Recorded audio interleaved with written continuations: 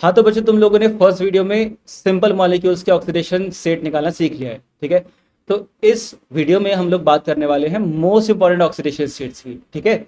जिसमें हम लोग एक ऐसे मॉलिक्यूल्स सेलेक्ट करेंगे जिसमें एक एलिमेंट की एक से ज्यादा ऑक्सीडेशन स्टेट्स होती हैं, ठीक है। तुम लोग को स्क्रीन पे दिख रहा है, राइट साइड देखो, ये वाला जो है ना, मैंने लिख रखा है यहाँ पर फॉर्मूला इजंट एप्लीकेबल, मतलब जो सिंपल फॉर्मूला था ना कि सारे के सारे एलिमेंट के ऑक्सीडेशन स्टेट का सम करा जाए तो वो उनके चार्ज के बराबर होती है। तो यहाँ पर वो वाला फॉर्मूला एप्लीकेबल नहीं होगा, क्यों? क्योंकि यहाँ पर जो एक एलिमेंट है ना उसकी एक से ज्यादा ऑक्सीडेशन स्टेट्स हैं, बट वो जो इक्वेशन थी वो कैसी इक्वेशन थी? लीनियर इक्वेशन थी, है ना। अभी हम लोग को क्या चाहिए? अभी हम लोग को दो या दो से ज्यादा वैल्यूज चाहिए ऑक्सीडेशन स्टेट्स की, ठीक है। तो अब इस पार्ट को हम लोगों ने दो पार्ट, अलग पार्ट में क्लासीफाई किया है। कौन कौन से पार्ट्स में? एक वो जिन मॉलिक्यूल की ऑक्सीडेशन स्टेट्स सिर्फ और सिर्फ स्ट्रक्चर ड्रॉ करने की वजह से की हेल्प से निकलेगी बच्चों, ठीक है। स्ट्रक्चर पता होगा तभी। देखो कुछ मॉलिक्यूल्स है, सिलेक्टिव मॉलिक्यूल्स मैंने लिए हैं, जैसे P4S3 है, P4S5 है ना, CaOCl2 है ये रहा, और P4O9 P4S9, ठीक। इनके अलावा भी बहुत सारे ऐसे मॉलिक्यूल है जिनकी स्ट्रक्चर के थ्रू ऑक्सीडेशन स्टेट निकलती है। बट बच्चों बिलीव मी, हम लोगों के पास कुछ ऐसी ट्रिक है जिस ट्रिक से हम लोग स्ट्रक्चर बना सकते हैं। और वो वाला ट्रिक नहीं, केमिकल बॉन्डिंग वाला लुईस डॉट स्ट्रक्चर वाला ट्रिक नहीं बोल रहा मैं। हम लोग के पास कुछ अलग ट्रिक है जिससे तुम लोग सही स्ट्रक्चर बना दोगे और उस स्ट्रक्चर से फिर ऑक्सीडेशन स्टेट आ जाएगी। कैसे आएगी, कैसे बनाएंगे, वो हम लोग अभी धीरे धीरे देखेंगे, ठीक है। तो सबसे पहले बताओ, हम लोग स्टार्ट करेंगे कि मॉलिक्यूल्स की ऑक्सीडेशन स्टेट, वो मॉलिक्यूल्स जिनकी ऑक्सीडेशन स्टेट सिर्फ स्ट्रक्चर्स की हेल्प से निकलेगी, ठीक है। चलो तो शुरू करते हैं। सबसे पहले हम लोग बात करेंगे P4S3 की। तो P4S3 का बच्चों देखो, ये जितने भी मॉलिक्यूल्स है ना यहाँ से लेके यहाँ तक, इन सबके स्ट्रक्चर तुम लोग कॉपी में एज इट इज ड्रॉ कर लेना और इनको एज इट इज याद कर लेना, ठीक है। ओके, तो P4S3 देखो ऐसे होता है। तीन फॉस्फोरस, तीन फॉस्फोरस ऐसे एक ट्रायगोनल प्लेन में होते हैं, और ये तीनों फॉस्फोरस का एक एक बॉन्ड बना होता है सल्फर से, ठीक है। ये तुम थ्री डायमेंशनली देखो थोड़ा सा, मैं थ्री डायमेंशनली कैसे ड्रॉ करने की कोशिश कर रहा हूँ। और इन तीनों सल्फर के ऊपर एक फॉस्फोरस होता है, राइट। और इस फॉस्फोरस का अगेन इन तीनों सल्फर के साथ बॉन्ड होता है। आई होप तुम लोग इनको इसको थ्री डायमेंशनली एनालाइज कर पा रहे हो, ठीक है। तो अब जरा देखो, अब स्ट्रक्चर बन गया। अब इस स्ट्रक्चर के सारे बॉन्ड्स को ब्रेक करो, और ब्रेक करके इन पर चार्ज को कैलकुलेट करो। अब तुम लोगों ने लास्ट वीडियो में मैंने तुम्हें इलेक्ट्रोनेगेटिविटी का ऑर्डर बताया था, और वो इलेक्ट्रोनेगेटिविटी का ऑर्डर तुम लोगों ने याद कर लिया होगा, है ना, होप सो। तो उसके अकॉर्डिंग तुम लोग इन बॉन्ड्स को ब्रेक करो। देखो अगर मैं ये तीनों जो ट्रायगोनल प्लेन के बॉन्ड्स थे इनको ब्रेक करूं तो कोई भी चार्ज नहीं आएगा, क्योंकि बॉन्ड्स जो हैं वो सेम एलिमेंट्स के बीच में बने हुए हैं, ठीक है। अब अगर हम लोग इन तीनों बॉन्ड्स को ब्रेक करें तो भाई sulphur being more electronegative than phosphorus, तो sulphur will acquire -1 charge and phosphorus will acquire +1 charge. तो यहां पर लिखेंगे -1 -1 -1, इधर +1 +1 एंड +1, ओके। अब ऊपर के तीनों बॉन्ड्स भी ब्रेक कर दो, एक बॉन्ड ये, एक बॉन्ड ये, एक बॉन्ड ये। अब again sulphur is more electronegative than phosphorus, तो यहाँ पर क्या हो जाएगा? ये -1 की जगह -2 हो जाएगा, ठीक है। यहाँ पर -1 और आएगा, यहाँ पर -1 और आएगा, और फॉस्फोरस पर क्या आएगा? +3 बच्चों, ठीक है। तो यहाँ पर हमारे पास P4S3 में एक फॉस्फोरस ऐसा है जिसकी ऑक्सीडेशन स्टेट +3 है, और 3 फॉस्फोरस ऐसे हैं जिसकी ऑक्सीडेशन स्टेट +1 है। तो अब जरा देखो ध्यान से, अब अगर तुम लोग इस मॉलिक्यूल में वो फॉर्मूला यूज करते, जैसे हम लोग ऐसे करते कि भाई P4S3 है, इसको हम लोग सिंपल फॉर्मूले के अकॉर्डिंग आंसर निकालने की कोशिश करें, तो 4x + 3 सल्फर की -2 हो गई, इक्वल्स टू चार्ज कितना है? 0। तो यहाँ पर कितना आएगा आंसर बताओ? 6/4, या यू कैन ऑल्सो राइट 3/2, ठीक, ओके। अब अगर तुम लोग क्या करो बच्चों, इन जो फॉस्फोरस है ना, इन फॉस्फोरस के ऑक्सीडेशन स्टेट्स को का एवरेज निकालो, तो एवरेज कितना आएगा? देखो अगर एवरेज निकालो तो एवरेज ये आएगा, एक फॉस्फोरस की तो 3 है, बाकी तीनों फॉस्फोरस की 1 है, तो 1 + 1 + 1, अब कितने फॉस्फोरस टोटल? 4, तो कितना आ गया देखो? 6/4, दैट इज 3/2।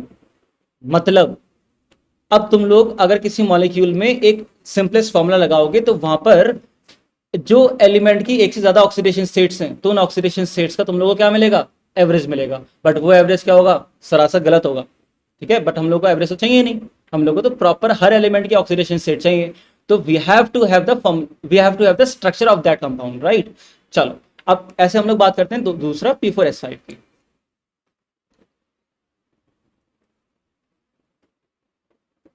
देखो P4S5 ऐसे होता है,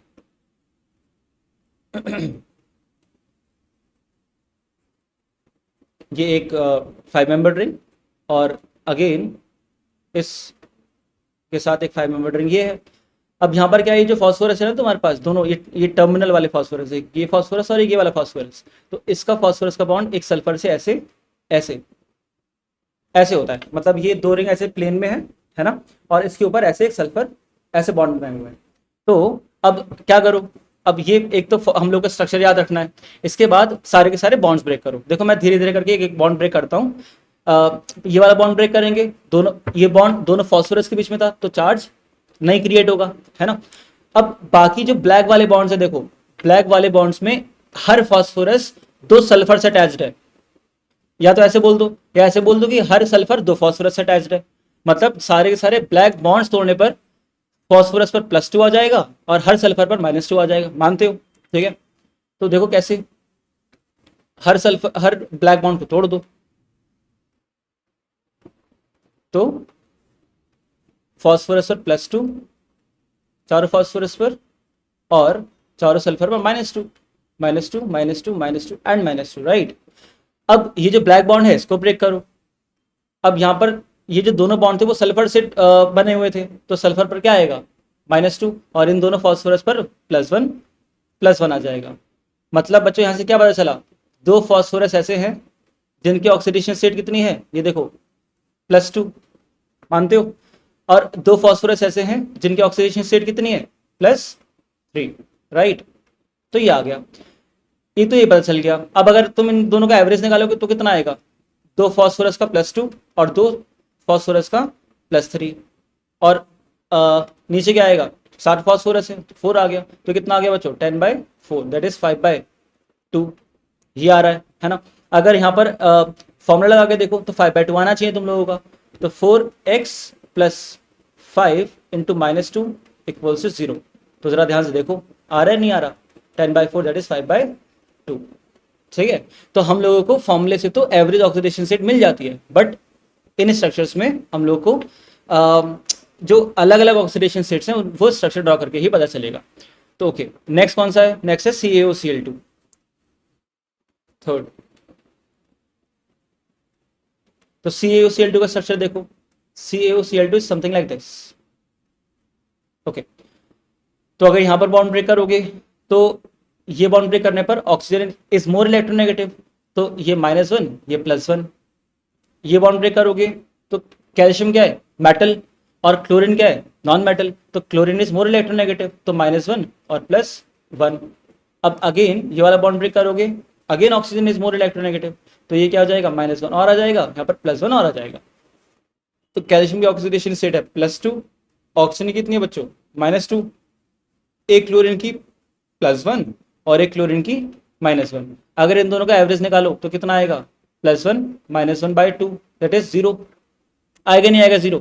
अगर यहाँ पर फॉर्मूला लगाओ और फॉर्मूला लगा के इसका ऑक्सीडेशन स्टेट निकालने की कोशिश करो तो देखो कितनी आएगी, कैल्शियम की कितनी होती है, +2, और ऑक्सीजन की -2, प्लस क्लोरीन की निकालनी है तो उसको 2x मान लो, इक्वल्स टू चार्ज 0 है।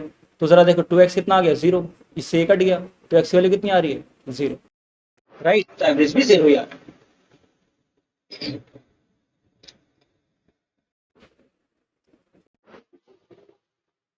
नेक्स्ट मॉलिक्यूल कौन सा है, नेक्स्ट मॉलिक्यूल है P4O9, फोर्थ मॉलिक्यूल इस P4O9।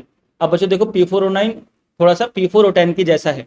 अब तुम लोगों ने अगर P4O10 का स्ट्रक्चर पढ़ा है तो हर फास्फोरस पर डबल बॉन्ड O होता है, तो अगर एक फास्फोरस से डबल बॉन्ड O हटा दोगे तो वो P4O9 बन जाता है, ठीक है। P4O9 या P4S9 एक सेम ही टाइप के स्ट्रक्चर्स है, तो देखो कुछ ऐसा होता है।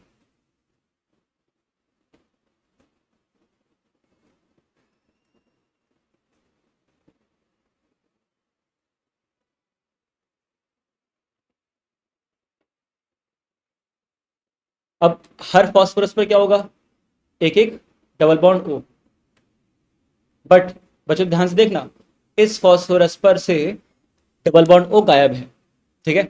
तो यहाँ पर क्या है, यहाँ पर हमारे पास जो बाकी के फास्फोरस हैं, ये वाले फास्फोरस, एक ये और एक ये, इन फास्फोरस के 5 बॉन्ड्स हैं ऑक्सीजन के साथ, तो इस तीनों फास्फोरस की ऑक्सीडेशन स्टेट हो जाएगी +5 5 और +5, तुम लोग पांचों बॉन्ड तोड़ोगे ना बच्चों, तो +5 हो जाएगी। अगर रेड वाले की बात करें तो इस फॉस्फोरस के सिर्फ 3 बॉन्ड हैं ऑक्सीजन के साथ, तो अगर तीनों बॉन्ड ब्रेक करोगे तो उस पर क्या आ जाएगा, सिर्फ +3। तो यहाँ पर एक फॉस्फोरस है जिसकी ऑक्सीडेशन स्टेट कितनी है, +3, और 3 फॉस्फोरस ऐसे हैं जिसकी ऑक्सीडेशन स्टेट कितनी है बच्चों, +5। इस चीज को याद रखना।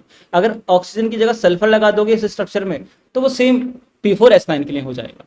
ठीक है बच्चों, तो ये वाले मॉलिक्यूल्स थे जिनके तुम लोगों को स्ट्रक्चर याद रखने की जरूरत है। अब कुछ मॉलिक्यूल ऐसे और हैं जिनके स्ट्रक्चर की हेल्प से ही हम लोगों को ऑक्सीडेशन स्टेट्स मिलती हैं। बट बच्चों बात सुनो मेरी ध्यान से, उन स्ट्रक्चर्स को हम लोग को याद रखने की जरूरत नहीं है, क्योंकि उन स्ट्रक्चर को बनाया जा सकता है। कैसे बनाया जा सकता है वो देखो। जैसे सपोज करो मेरे पास ये है Br3O8, ये है बच्चों। ठीक है, अब इस स्ट्रक्चर को बनाने से पहले मैं तुम लोगों को एक बात बताऊंगा।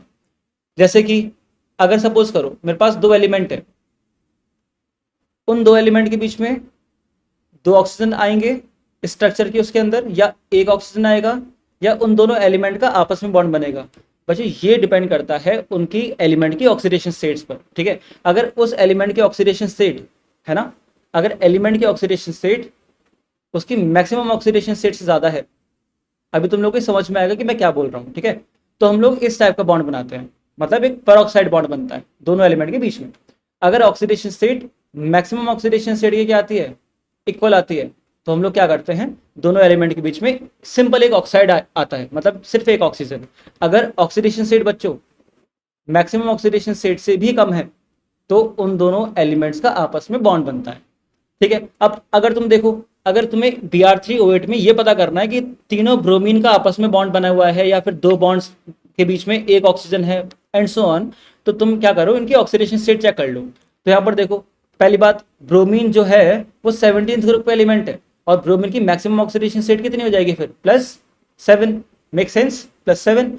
अगर यहाँ से कैलकुलेट करने की कोशिश करो तो कितना हो जाएगा बच्चों, देखो 3x + 8 × -2 = 0, right, and it would be 16/3। और ये मुझे पता है ये लगभग +7 से तो यार कम ही है ना, +7 से कम है। मतलब हम लोग किस कैटेगरी में फॉल करते हैं, इस कैटेगरी में, राइट। मतलब कहने का ये है कि दोनों एलिमेंट का आपस में बॉन्ड बनेगा, और जितने एलिमेंट होंगे उनका आपस में बॉन्ड बनेगा, बीच में एक भी ऑक्सीजन नहीं आएगा। तो मतलब Br जो है, तीनों Br आपस में अटैच होंगे, राइट। अब होता क्या है, कितने ऑक्सीजन मेरे पास, 8। ब्रोमीन मैक्सिमम 7 बॉन्ड बना सकता है। तो देखो टर्मिनल ब्रोमीन ने कितने बॉन्ड बना रखे हैं, एक, और सेंटर वाले ब्रोमीन ने 2 बॉन्ड बना रखे हैं। तो टर्मिनल वाले ब्रोमीन में कितने बॉन्ड बना सकते हैं एक्स्ट्रा, 6। तो 1, 2 और 3 ऑक्सीजन 6 बॉन्ड्स के थ्रू जुड़ गए, और यहां पर भी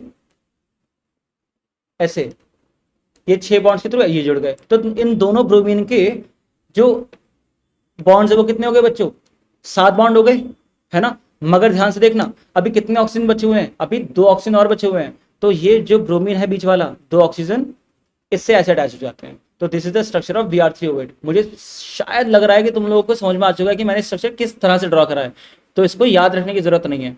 ठीक है, अब अगर देखो, अगर बॉन्ड ब्रेक करने की कोशिश करो तो ये वाले दोनों बॉन्ड ब्रेक करने पर, मतलब ब्रोमीन के बीच के बॉन्ड ब्रेक करने पर कोई चार्ज डेवलप नहीं होगा, क्योंकि सेम एलिमेंट के बीच में बॉन्ड बना हुआ है। इलेक्ट्रोनेगेटिविटी का डिफरेंस कितना है, 0, तो चार्ज नहीं आएगा। बट अगर इन 6 बॉन्ड्स को ब्रेक करो तो bromine is less electronegative than oxygen, तो इन ऑक्सीजन पर तो -2 -2 -2 आ जाएगा, और ब्रोमीन पर कितना आएगा, +6। अगेन इन 6 बॉन्ड को ब्रेक करोगे तो अगेन सेम ही चीज होगी, -2 -2 -2 +6। और इन दोनों बॉन्ड को ब्रेक करोगे, इन चारों बॉन्ड को ब्रेक करोगे तो कितना आएगा, +4 -2 और -2। मतलब हमारे पास यहाँ पर 2 ब्रोमीन ऐसे हैं जिनकी ऑक्सीडेशन स्टेट +6 है, और हमारे पास एक ब्रोमीन ऐसा है जिसकी ऑक्सीडेशन स्टेट कितनी है बच्चों, +4। तो इसका एवरेज निकालो। हम लोगों ने फॉर्मूले से तो कैलकुलेट कर रखा है ना, कितना आ रहा है, 16/3। मतलब it is the average oxidation state of bromine, right. तो एवरेज कितना आएगा यहाँ पर, average OS oxidation state, 2 bromine की कितनी है, 6 है ना, और एक ब्रोमीन की 4, टोटल 3 ब्रोमीन है। तो कितना आ रहा है, देखो 16/3 आ रहा है, नहीं आ रहा है। तो ये ठीक है, सही है। एक तो ये हो गया Br3O8। अब बच्चों एक स्ट्रक्चर तुम्हें इस चीज का याद रखना है, C3O2 का, है ना। अब इसका स्ट्रक्चर बताओ कैसे बनेगा। देखो जरा ध्यान से देखना, कार्बन जो है अगर ऑक्सीडेशन स्टेट इसकी कैलकुलेट करने की कोशिश करो तुम लोग तो कितनी आएगी, 3x + 2 इंटू -2 = 0, तो कितनी हो जाएगी, +4/3। मानते हो?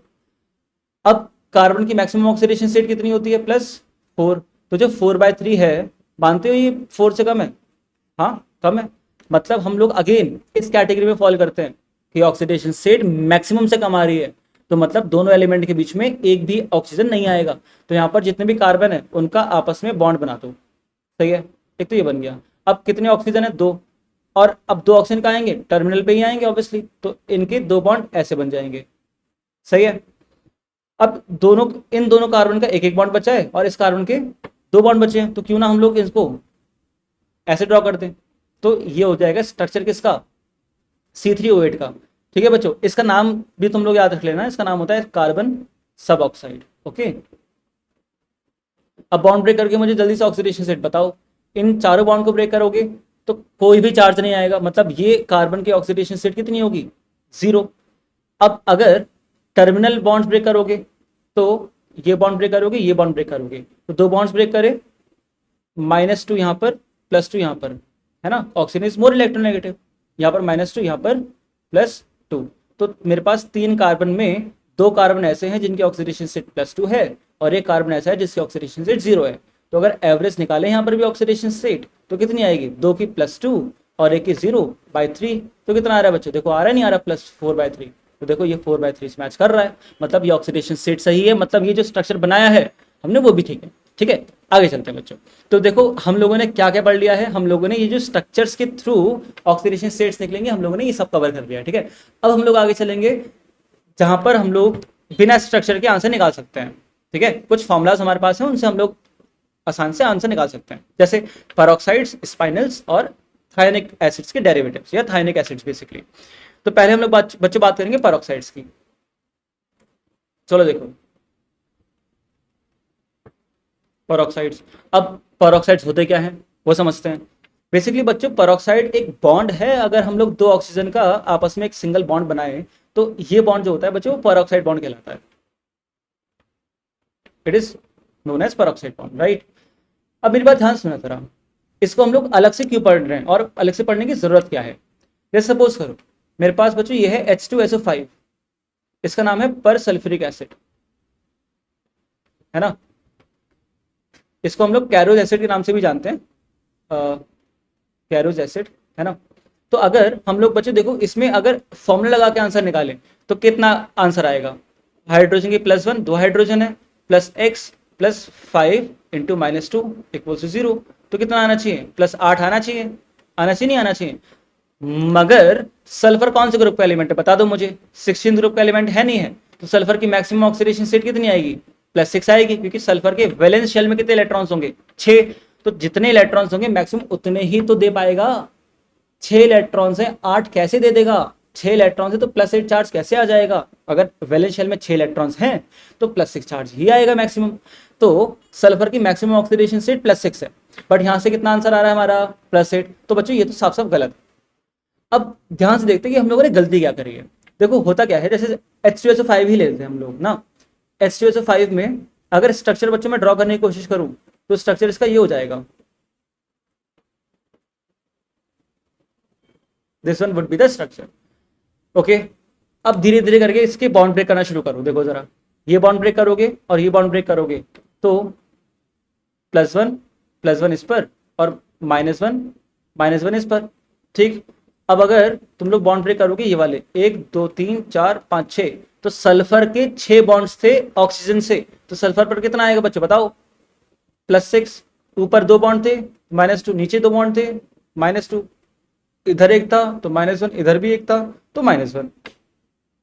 अब बताओ अगर इन दोनों ऑक्सीजन के बीच का बॉन्ड ब्रेक करा जाए तो क्या कोई चार्ज आएगा, कोई चार्ज नहीं आएगा, मतलब ये दोनों ऑक्सीजन किस में, -1 में। तो मतलब हम लोगों ने इस फॉर्मूले को कैलकुलेट करते हुए गलती क्या करी है, हम लोगों ने बच्चों गलती ये कर दी कि हम लोग को क्या रखना चाहिए था कि 3 ऑक्सीजन -2 में हैं और 2 ऑक्सीजन किस में, और ये जो 2 ऑक्सीजन है ये किस में, ये -1 ऑक्सीडेशन स्टेट में है। मगर हम लोगों ने देखो गलती क्या करी है, हम लोगों ने पांचों ऑक्सीजन के ऑक्सीडेशन स्टेट क्या रख दिया है, -2। तो अगर हम लोग फॉर्मूला लगाए भी तो हम लोग कैसे लगाएंगे फॉर्मूला, हम लोग ऐसे लगाएंगे फॉर्मूला कि 2 हाइड्रोजन की +1 सल्फर की मान ले x, और जिसमें देखो जिसमें ये तीनों ऑक्सीजन की ऑक्सीडेशन स्टेट क्या है -2, और इन दोनों ऑक्सीजन की ऑक्सीडेशन स्टेट क्या है बच्चों -1, इक्वल्स टू चार्ज के बराबर 0। अब +2 से -2 कैंसिल, और ये कितना आ गया बच्चों देखो +6, आगे नहीं आ गया +6। तो मतलब हम लोगों को जिन मॉलिक्यूल्स में पेरोक्साइड बॉन्ड्स होंगे, मेरी बात ध्यान से सुनना, समझने की कोशिश करना। सपोज करो एक मॉलिक्यूल है जिस मॉलिक्यूल में बहुत सारे ऑक्सीजन है, अब मुझे नहीं पता कि उसमें पेरोक्साइड बॉन्ड है या नहीं, तो मुझे ये नहीं पता होगा ना कि सारे के सारे ऑक्सीजन की ऑक्सीडेशन स्टेट -2 लगानी है या कुछ ऑक्सीजन की -2 और कुछ ऑक्सीजन की -1 लगानी है। तो अगर सपोज करो मॉलिक्यूल था कोई जिसमें ऑक्सीजन है, और मैं भूल गया ये देखना कि भाई पेरोक्साइड भी कोई चीज होती है, और मैंने गलती से सारे के सारे ऑक्सीजन की -2 ऑक्सीडेशन स्टेट लगा दी, तो आंसर तो गलत ही आएगा। ठीक है, मतलब वी शुड नो कि कब मॉलिक्यूल में पेरोक्साइड बॉन्ड है और कब मॉलिक्यूल में पेरोक्साइड बॉन्ड नहीं है। इतनी बात समझ में आती है तो आगे चलें। मैंने क्या बोला कि हम लोग को ये पता होना चाहिए कि कब मॉलिक्यूल में पेरोक्साइड बॉन्ड है और कब मॉलिक्यूल में पेरोक्साइड बॉन्ड नहीं है। राइट, चलो देखो आगे चलते हैं। इसको देखना SO5 को मैंने ऐसे कैलकुलेट किया है। ठीक है, ओके आगे देखो। तो हमें पता कैसे चलेगा कि मॉलिक्यूल में पेरोक्साइड बॉन्ड है या नहीं। तो अगर जो कैलकुलेटेड ऑक्सीडेशन स्टेट होगी ना बच्चों, अगर वो मैक्सिमम ऑक्सीडेशन स्टेट से ज्यादा आ जाए, ठीक है, तो मतलब जो पेरोक्साइड बॉन्ड्स हैं, peroxide bonds are present. Simple सी बात है, अगर ऑक्सीडेशन स्टेट जो कैलकुलेट की है वो मैक्सिमम से ज्यादा आ जाती है। तो अब तुम लोग बोलोगे सर हमें कैसे पता चलेगा कि किस एलिमेंट की मैक्सिमम ऑक्सीडेशन स्टेट कितनी होती है। तो टेंशन वाली कोई बात नहीं है। देखो मैं लिख देता हूँ कुछ मेन एलिमेंट्स की। जैसे पहली बात तो ये समझ लो, पी ब्लॉक में जो ग्रुप नंबर होता है, जैसे सपोज करो कार्बन फैमिली है, तो कार्बन फैमिली में 14 ग्रुप नंबर है ना, तो पूरी कार्बन फैमिली की जो मैक्सिमम ऑक्सीडेशन स्टेट होगी वो कितनी होगी 4। नाइट्रोजन फैमिली की कितनी होगी 5। ऐसे ही ऑक्सीजन फैमिली की कितनी होगी 6, और ऐसे हेलोजन्स की 7। ठीक है, बोरॉन फैमिली की कितनी होगी 3। ऐसे याद रखना है। तो पी ब्लॉक में तो आई डोंट थिंक सो कि तुम्हें कोई दिक्कत होने वाली है। इसके बाद अब कुछ डी ब्लॉक एलिमेंट्स हैं उनकी ऑक्सीडेशन स्टेट याद रख लेना। जैसे Mn की मैक्सिमम ऑक्सीडेशन स्टेट होती है +7, आयरन की हमारे लिए ऑक्सीडेशन स्टेट मैक्सिमम होती है +3, है ना। Sn की +4, Sn चलो उसमें आ गया टी ब्लॉक में ना। Cr की +6, ठीक है, और क्या रह गया, ये हो गया। ठीक है, इतना ही काम आएगा तुम लोगों को, इससे काम चल जाएगा। तो अब जैसे कि सपोज करो अगर मैं तुमसे कहूँ बच्चों ठीक है एक काम करो, इसका ये Cl2O8 का Cl की ऑक्सीडेशन स्टेट निकालो Cl2O8 में। तो तुम लोग का पहले क्या कर्तव्य बनता है कि तुम लोग इसमें सिंपल फॉर्मूला लगाओगे और फॉर्मूला लगा के आंसर निकालोगे। तो 2x + 8 × -2 = 0 करोगे ऐसे। तो कितना आंसर आ रहा है बताओ, +8 आ रहा है नहीं आ रहा। अब हम लोग ऑक्सीडेशन स्टेट निकाल किसके रहे हैं, क्लोरीन की मैक्सिमम ऑक्सीडेशन स्टेट होती कितनी है +7। तो जो कैलकुलेटेड ऑक्सीडेशन स्टेट है वो मैक्सिमम से ज़्यादा आ रही है नहीं आ रही है, आ रही है ना। तो अभी सिर्फ हम लोगों ने इतना सीखा है कि हम लोगों को कैसे पता चलेगा कि किसी मॉलिक्यूल में पेरोक्साइड बॉन्ड है या नहीं। ठीक है, अब जैसे ही मुझे ये पता चल गया कि मॉलिक्यूल में पेरोक्साइड बॉन्ड है, तो मुझे ये पता लगाना है कि मेरे मॉलिक्यूल में कितने पेरोक्साइड बॉन्ड है। क्यों? क्योंकि अगर मुझे ये पता चल गया कि मेरे मॉलिक्यूल में सपोज करो 2 पेरोक्साइड बॉन्ड है और एक बॉन्ड बनता है 2 ऑक्सीजन से, तो उन दोनों ऑक्सीजन की ऑक्सीडेशन स्टेट कितनी होगी -1 और बाकी सारे ऑक्सीजन की -2। अगर 2 पेरोक्साइड बॉन्ड है तो 4 ऑक्सीजन की -1 और बाकी सारों की कितनी -2। समझ में आ रही मेरी बात? तो जरा देखो, अब वैसे इतना भी करने की कोई जरूरत नहीं है, अभी मैं एक फॉर्मूला लिख रहा हूँ उससे ही डायरेक्टली आंसर आ जाएगा। देखो कैसे, हम लोग किसकी बात कर रहे हैं, नंबर ऑफ पेरोक्साइड बॉन्ड्स की। ठीक है, तो it is something like n/2 calculated oxidation state minus maximum oxidation state. ठीक है, ये अब इसमें n क्या है वो सबसे इंपॉर्टेंट बात है। n ये है कि it is the number of atoms of element of which we are calculating oxidation state. मतलब जिस एलिमेंट की ऑक्सीडेशन स्टेट हम लोग कैलकुलेट कर रहे हैं ना, उसके कितने एटम्स हैं, बस वो है इनकी वैल्यू, ठीक है। और कैलकुलेटेड ऑक्सीडेशन स्टेट मतलब जो फॉर्मूले से हम लोगों ने गलत आंसर निकाला है वो, और मैक्सिमम कितनी होती है उसकी फिर माइनस करके वो रख देना है, और वहां से हम लोग के नंबर ऑफ पेरोक्साइड बॉन्ड्स निकलाएंगे। फॉर एग्जाम्पल देखो, हम लोगों ने अभी थोड़ी देर पहले ही बात करी ना H2SO5 की, तो H2SO5 में मैंने क्या स्ट्रक्चर बनाया था, अभी हम लोगों ने ये स्ट्रक्चर बनाया था। तो मुझे खुद बताओ इसमें कितने पेरोक्साइड बॉन्ड है, ये एक ही तो है। तो एक काम करते हैं, हम लोग इस फॉर्मूले से क्रॉस चेक कर लेते हैं कि फॉर्मूला सही है नहीं सही है। अब देखो जरा, यहाँ पर सल्फर कितने हैं, हमें सल्फर की तो ऑक्सीडेशन स्टेट निकालनी है, तो कितने सल्फर के एटम्स है, एक ही एटम है, तो यहाँ पर वन रखा जाएगा, तो 1/2 कैलकुलेटेड ऑक्सीडेशन स्टेट। इसमें हम लोगों ने फॉर्मूले से क्या निकाला आंसर, 8 आया था ना, याद करो, 2 + 1 + x + 5 × -2 = 0, यहाँ से +8 आंसर आया था। मतलब कैलकुलेटेड ऑक्सीडेशन स्टेट ये है, दैट इज 8 माइनस मैक्सिमम कितनी है 6, तो कितना आ गया 1। देखो आया नहीं आया, कितना आ गया, एक पेरोक्साइड बॉन्ड है। अब इसके बाद हम लोगों को ऑक्सीडेशन स्टेट कैलकुलेट करने की जरूरत नहीं है। देखो कितना आसान है, देखो ध्यान से देखो, अगर number of peroxide bond, 1 minute में से रफ कर, हाँ, अगर हमारे पास पेरोक्साइड बॉन्ड्स सपोज करो फ्रैक्शनल आ जाए एक बार, और एक बार अगर इंटीग्रल आ जाए, अगर इंटीजर आंसर आ जाए, तो अगर पेरोक्साइड बॉन्ड्स इंटीजर आ रहे हैं तो वहां पर जो एक्चुअल ऑक्सीडेशन स्टेट होगी ना, मतलब एक्चुअल जो हमारा आंसर होने वाला है वो होगा मैक्सिमम ऑक्सीडेशन स्टेट के बराबर, मैक्सिमम ऑक्सीडेशन स्टेट के बराबर। अगर फ्रैक्शनल आ रहे हैं नंबर ऑफ पेरोक्साइड बॉन्ड्स, तो वहां पर बच्चों एक्चुअल जो ऑक्सीडेशन स्टेट आएगी ना, एक मिनट, एक्चुअल ऑक्सीडेशन स्टेट जो आएगी वो मैक्सिमम ऑक्सीडेशन स्टेट से -1 आएगी। और इस केस में पेरोक्साइड बॉन्ड्स कितने होंगे, फिर वो कैसे निकालेंगे, तो पेरोक्साइड बॉन्ड्स होंगे बच्चों, एक मिनट, हाँ, पेरोक्सी बॉन्ड्स होंगे हायर इंटीजर के बराबर।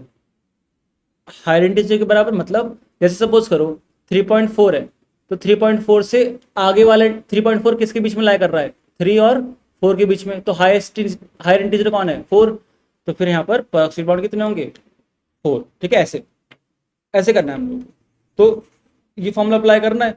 तो कुछ मॉलिक्यूल्स मेरे पास और ऐसे हैं जिसमें पेरोक्साइड बॉन्ड्स हैं, तो उसमें हम लोग ये फॉर्मूला अप्लाई करके देख लेते हैं आंसर कैसे कैसे निकाल सकते हैं, ठीक है। तो चलो देखो,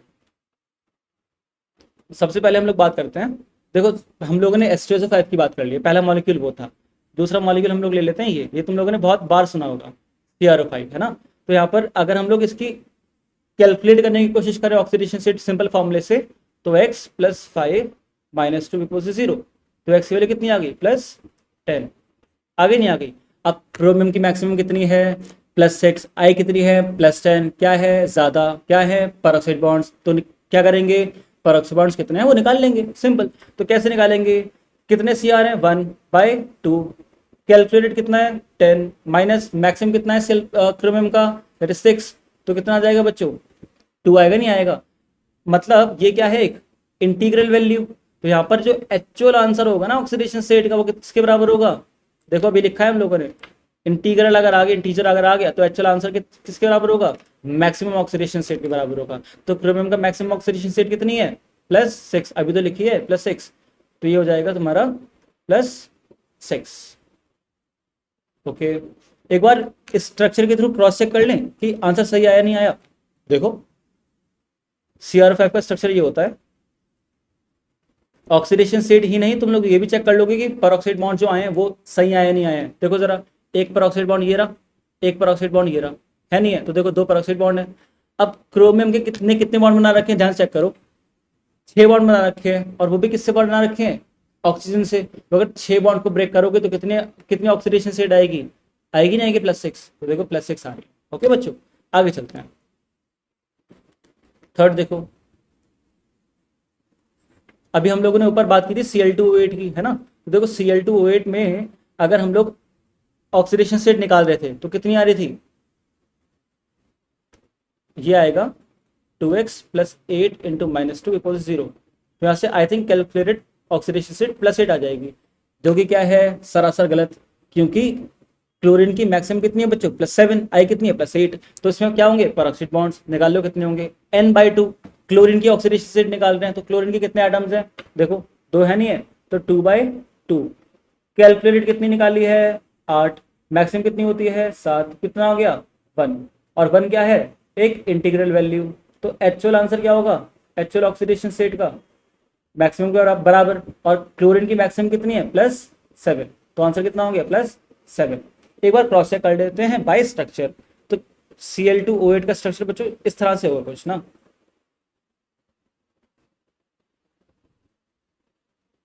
यहाँ पर तुम देख सकते हो साफ साफ कि दोनों क्लोरीन के 7 बॉन्ड बने हुए हैं, और किससे ऑक्सीजन से, तो दोनों क्लोरीन की ऑक्सीडेशन स्टेट कितनी हो जाएगी +7 और +7, मानते हो। तो यहाँ पर हमारा क्या हो जाएगा आंसर एक्चुअल ऑक्सीडेशन स्टेट का +7 हो जाएगा, ठीक। ओके, और देखो एक आ रहा है पेरोक्साइड बॉन्ड, तो देखो एक ही पेरोक्साइड बॉन्ड है इसमें ना। ओके, फोर्थ फोर्थ के आगे मॉलिक्यूल पे चलते हैं, और फोर्थ मॉलिक्यूल ये ले सकते हैं हम लोग ना CrO8 2-। तो यहाँ पर पहले काम करते हैं फॉर्मूला लगाते हैं, सिंपल फॉर्मूला लगाओ, कितना आंसर आएगा x +8 × -2 = -2, तो कितना होगा आई थिंक +14 हो जाएगा।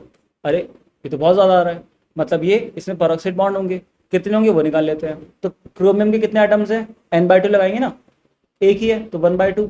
मैक्सिमम कितना होता है, सॉरी कैलकुलेटेड कितना है 14, मैक्सिमम कितना होता है 6, तो कितना हो गया 8/2 दैट इज 4। अगेन ये क्या है एक इंटीजर वैल्यू है, मानते हो। तो यहाँ पर एक्चुअल ऑक्सीडेशन स्टेट कितनी हो जाएगी बच्चों, एक्चुअल ऑक्सीडेशन स्टेट हो जाएगी बच्चों यहाँ पर +6 मैक्सिमम के बराबर, और पेरोक्साइड बॉन्ड 4 है।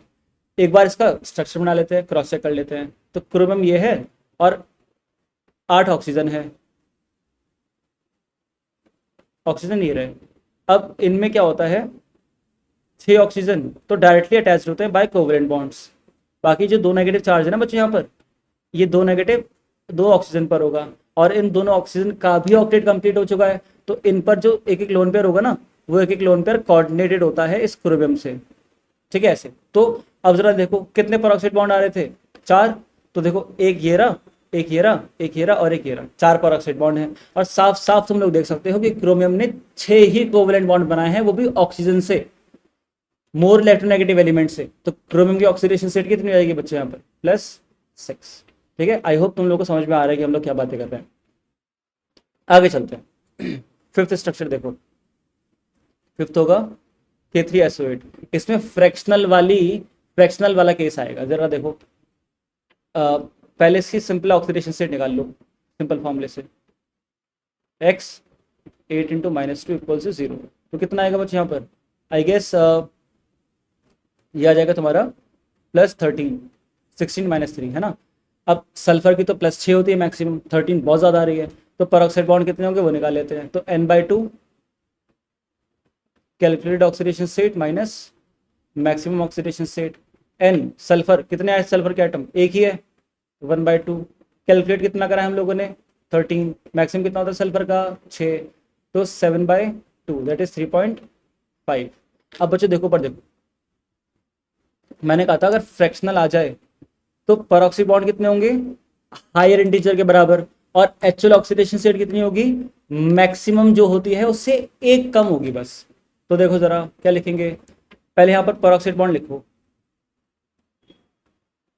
पेरोक्सी बॉन्ड्स कितने होंगे 3.5 किस किस के बीच में आता है 3 और 4 के, तो हायर इंटीजर क्या है 4, और एक्चुअल ऑक्सीडेशन स्टेट कितनी हो जाएगी मैक्सिमम से एक कम। अब किसकी निकाल ले हम लोग सल्फर की निकाल ले ना, सल्फर की मैक्सिमम कितनी होती है +6 -1, तो कितना हो गया +5, सही है। एक बार स्ट्रक्चर के थ्रू क्रॉस चेक कर लेते हैं, तो ये हो जाएगा तुम लोगों का ऐसे कुछ।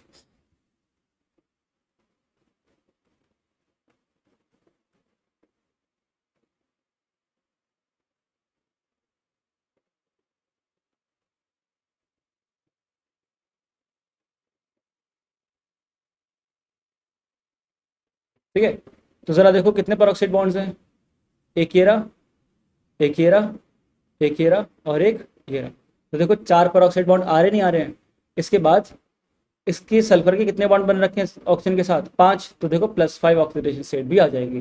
तो कोई टेंशन लेने वाली बात ही नहीं है, सिर्फ फॉर्मूला याद रखो।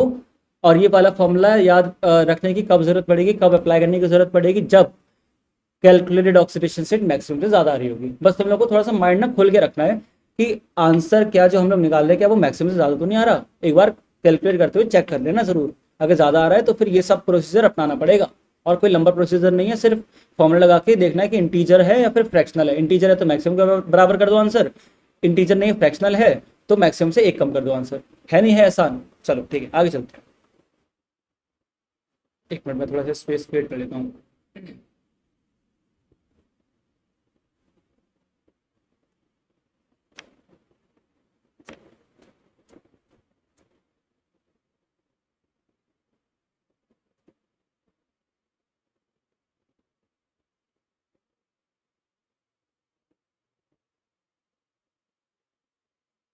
हाँ चलो देखते हैं, काफी स्पेस हो गया।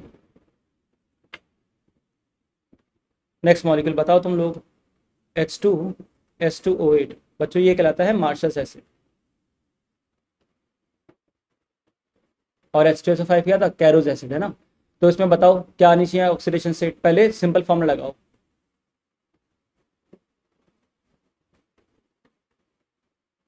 तो एक्स कितना आ रहा है एक्स आ रहा है +7, मतलब +6 से ज्यादा। अगेन इसमें क्या होगा, पर ऑक्साइड बॉन्ड कितने होंगे वो चेक कर लेते हैं। N/2 कितने सल्फर हैं, देखो 2 है ना, तो यहाँ पर N/2 कैलकुलेटेड कितनी है 7, सल्फर की मैक्सिमम कितनी होती है 6, तो कितना आ गया 1, मतलब एक पर ऑक्साइड बॉन्ड होगा।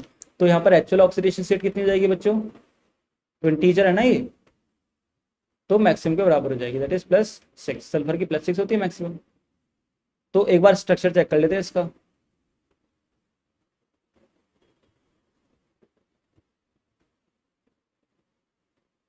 ये हो गया है ना।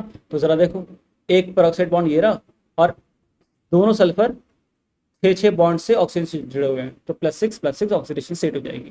ठीक है। तो बच्चों ये सारे के सारे तुम्हारे टॉपिक थे, तुम्हारा मतलब सारे के सारे मॉलिक्यूल्स थे जिसमें पेरोक्साइड बॉन्ड्स हैं।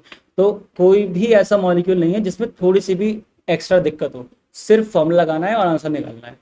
ठीक है, इतना तो हो जाएगा। इसको अगर समझ में नहीं आया तो एक बार और खुद से ट्राई कर लेना, सारे मॉलिक्यूल्स को एक बार क्या करना, कॉपी में लिखना, और एक एक करके खुद से बिना देखे ट्राई करने की कोशिश करना। ठीक है, चलो आगे चलते हैं। तो नेक्स्ट है बच्चों हमारे स्पाइनल्स। स्पाइनल्स जैसे कि हम लोग को सिर्फ दो ही पढ़ने हैं, Fe3O4 और Pb3O4। ये स्पाइनल्स बच्चों होते क्या है प्रॉपरली, तुम लोग 12th क्लास में सॉलिड स्टेट में जाके पढ़ोगे, और अच्छे से पढ़ोगे तो कोऑर्डिनेशन कंपाउंड्स में पढ़ोगे, इनऑर्गेनिक केमिस्ट्री में। ठीक है, बट अभी सिर्फ हम लोग ऑक्सीडेशन स्टेट्स के पॉइंट ऑफ व्यू से ही पढ़ रहे हैं। तो देखो होता क्या है बच्चों, ये जो बेसिकली तुम्हारा Fe3O4 है ना, ये तुम्हारा मिक्सचर है किसका, Fe2O3 का और FeO का। मतलब जिसमें एक यहाँ पर आयरन की इसकी ऑक्सीडेशन स्टेट कितनी +3 और यहाँ पर कितनी है +2। तो अगर इन दोनों को ऐड करोगे तो Fe3O4 ही आएगा ना। तो यहाँ पर Fe3O4 में 3 आयरन होते हैं, जिनमें 2 आयरन की +3 और एक आयरन की +2। ठीक है। यहाँ पर लेड बच्चों, लेड कौन से ग्रुप में आता है, कार्बन फैमिली में। तो कार्बन फैमिली की ऑक्सीडेशन स्टेट मैक्सिमम कितनी होती है, +4 होती है, और +2 भी शो करते हैं ये। और नीचे जाने पर स्मॉलर ऑक्सीडेशन स्टेट की स्टेबिलिटी इंक्रीज होती है इनर्ट पेयर इफेक्ट के थ्रू। इनर्ट पेयर इफेक्ट क्या होता है, वो P ब्लॉक S ब्लॉक में जाके पढ़ोगे, P ब्लॉक में जाके पढ़ोगे, बेसिकली वो बात की बातें हैं। तो अभी बस इतना याद रखो कि लेड की दो ही ऑक्सीडेशन स्टेट होती हैं, +2 +4। तो यहाँ पर जो बेसिकली हमारे पास लेड Pb3O4 है, इसमें जो 3 Pb हैं वो एक होता है +4 में और 2 होते हैं +2। ठीक है बच्चों, मतलब ये बेसिकली आपका कॉम्बिनेशन हो जाएगा PbO2 का +2 PbO का, है ना, ऐसे इन दोनों कॉम्बिनेशन ये बन जाएगा। ठीक है, ओके। इसके बाद स्पाइनल्स हो गए। स्पाइनल्स होने के बाद हम लोग को बात करनी है किसकी, थायोनिल एसिड डेरिवेटिव्स की। ओके बच्चों, लास्ट टॉपिक है इस वीडियो का, इसको ध्यान से देख लेना, ये इंपॉर्टेंट है। ठीक है, फिर हम लोग नेक्स्ट टॉपिक पे बात करेंगे। तो ज़रा देखो, एक हमारे पास बात मॉलिक्यूल है जिसका नाम है पॉलीथायोनिक एसिड। यहाँ पर मैंने थायोनिक लिख दिया गलती से, ये थायोनिक होगा बच्चों, थायोनिक, पॉलीथायोनिक एसिड। और ये होता है तुम्हारा ये कुछ,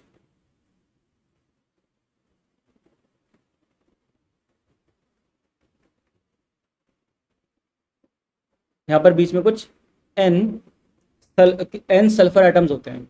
ओके, अब ज़रा देखो, इसको मैं कैसे लिख सकता हूँ, इस मॉलिक्यूल को H2SnO6, सारे के सारे सल्फर को मैंने N मान लिया, तो इसका नाम क्या है बच्चों, पॉलीथायोनिक एसिड।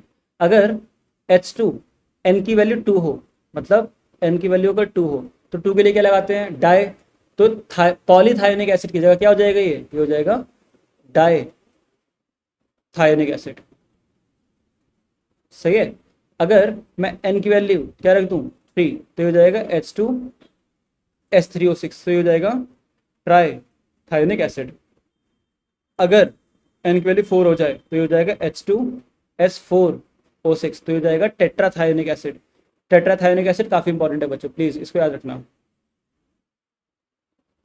टेट्राथायोनिक एसिड। तो जितनी N की वैल्यू बढ़ती चली जाएगी उतना टाई, ट्राई, टेट्रा, पेंटा, ये सब ऐड होता चला जाएगा। अब ज़रा देखो, इसमें अगर मैं सपोज करूँ तुमसे बोलूँ H2S4O6 में सल्फर के ऑक्सीडेशन स्टेट निकालने के लिए, तो यहाँ पर इसका स्ट्रक्चर कैसे आएगा, 2 सल्फर तो ऐसे होंगे और बाकी 2 सल्फर बीच में। तो जितने भी सल्फर ऐड होते चले जाए ना, वो क्या होंगे, वो इस पूरी चेन में दोनों सल्फर, फर्स्ट और लास्ट सल्फर के बीच में बस ऐड होते चले जाएंगे और कुछ नहीं करना। और होगा क्या बच्चों, देखो अगर इस सल्फर को देखो, इस सल्फर के 5 बॉन्ड बने हुए हैं, किससे, ऑक्सीजन से। कौन सा, एक ये, मैं कलर चेंज करता हूँ, एक ये, एक ये, एक ये, एक ये और एक ये, जिसकी वजह से इस सल्फर पर चार्ज आएगा। बट बच्चों ये जो वाला जो बॉन्ड है ना ब्लू कलर का, इसका बॉन्ड सल्फर से ही बना हुआ है, तो इस बॉन्ड को ब्रेक करने पर कोई चार्ज नहीं आएगा। तो यहाँ पर सिर्फ 5 बॉन्ड की वजह से +5 चार्ज आ जाएगा, ऑक्सीडेशन से +5 होगी, और यहाँ पर भी कितनी होगी, सेम +5, और बीच वाले सल्फर की कितनी होगी, 0 और 0। तो हम लोग को ये बात याद रखनी है कि जो टर्मिनल सल्फर होते हैं उनकी ऑक्सीडेशन स्टेट कितनी होती है बच्चों, +5, और जो मिडिल सल्फर होते हैं उनकी ऑक्सीडेशन स्टेट कितनी होती है, 0, है ना। तो इतना याद रखना है बच्चों, ठीक है। और एवरेज ऑक्सीडेशन स्टेट कितनी आ जाएगी, एवरेज ऑक्सीडेशन स्टेट कैसे निकालोगे, +5 +5, 2 ही सल्फर की +5 ही है, बाकी सबकी कितनी है, 0 upon total sulphur atoms bye n, मतलब 10/n, ये क्या होगी तुम्हारी ऑक्सीडेशन स्टेट, कौन सी, एवरेज। तो अगर हम लोग बात कर रहे हैं, अगर सपोज करो H2S2O6 की, तो यहाँ पर एवरेज ऑक्सीडेशन स्टेट क्या आएगी, 10/2 दैट इज 5। अगर H2S3O6 की बात करें तो एवरेज ऑक्सीडेशन स्टेट कितनी आएगी, 10/3 दैट इज 10/3, और H2S4O6 10/4 मतलब 5/2 मतलब 2.5, ऐसे करके हम लोग निकाल देंगे। तो इतना तुम लोग को बच्चों याद रखना है, और इनका नॉमेनक्लेचर याद रख लेना, ठीक है। तो आज के लिए इतना ही। अब मैं सोच रहा हूँ कि एक मैं टेलीग्राम चैनल बना देता हूँ, और उस टेलीग्राम चैनल पर मैं कुछ क्वेश्चंस जो हाई क्वालिटी क्वेश्चंस होंगे वो थोड़ा सा अपलोड करता रहूँगा, जिससे तुम लोग को थोड़ा सा एक्स्ट्रा कंटेंट मिल जाएगा सॉल्व करने के लिए। और उन क्वेश्चंस को मैं अगर टाइम मिला मैं वीडियो सॉल्यूशन के थ्रू भी तुम लोग को समझा दिया करूँगा, ठीक है। तो उसका मैं तुम लोगों को लिंक डिस्क्रिप्शन में अवेल करा दूँगा, ठीक है। तो आज के लिए इतना ही, थैंक यू।